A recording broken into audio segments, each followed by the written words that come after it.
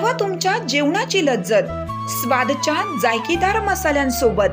स्वाद कांदा लसूण चटणी, खरडा चिकन, मटन मसाला, पांढरा रस्सा मसाला, स्वाद बिर्याणी मसाला यासह 105 प्रकारचे मसाले। स्वाद मसाले आता सर्वत्र उपलब्ध। आजच जवळच्या दुकानदाराकडून हक्काने मागून घ्या।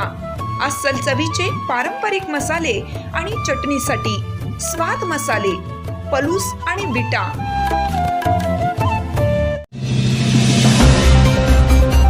पलूस कडेगावच्या उमेदवारास मंत्रिमंडळात संधी मिळते। आमदार विश्वजित कदम। कुंडल येथे निघाली ऐतिहासिक रॅली। पलूस कडेगाव मतदारसंघातील जनतेने निवडून दिलेल्या उमेदवारास राज्याच्या मंत्रिमंडळात मंत्री म्हणून स्थान मिळते। याला इतिहास साक्षीदार आहे। महाराष्ट्र कधीही दिल्ली दरबारी झुकला नाही, मात्र महायुतीच्या नेत्यांनी स्वाभिमानी महाराष्ट्राला झुकवलं। हे महाराष्ट्रातील नागरिक कधीही सहन करणार नाहीत, असे प्रतिपादन आमदार डॉक्टर विश्वजित कदम यांनी केले। कुंडल येथे पलूस कडेगाव विधानसभा मतदारसंघाचे महाविकास आघाडीचे अधिकृत उमेदवार आमदार डॉक्टर विश्वजित कदम यांच्या पदयात्रा व प्रचार सभेप्रसंगी ते बोलत होते। या प्रसंगी MPSC बँकेचे अध्यक्ष बाळासाहेब पवार, जिल्हा बँकेचे संचालक महेंद्र लाड, क्रांती दूध संघाचे अध्यक्ष किरण लाड, क्रांतीचे अध्यक्ष शरद लाड प्रमुख उपस्थित होते।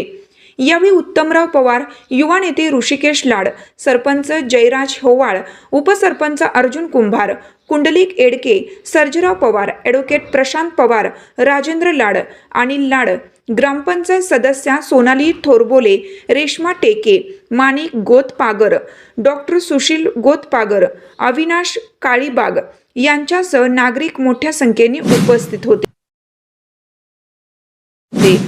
गांधी असतील, आदरणीय ज्येष्ठ नेते शरदचंद्रजी पवार साहेब असतील, आदरणीय उद्धवसाहेब ठाकरे असतील, ज्या पवार साहेबांच्या वयाच्या 84व्या वर्षी त्यांना एक अत्यंत त्रासात जावं लागतं।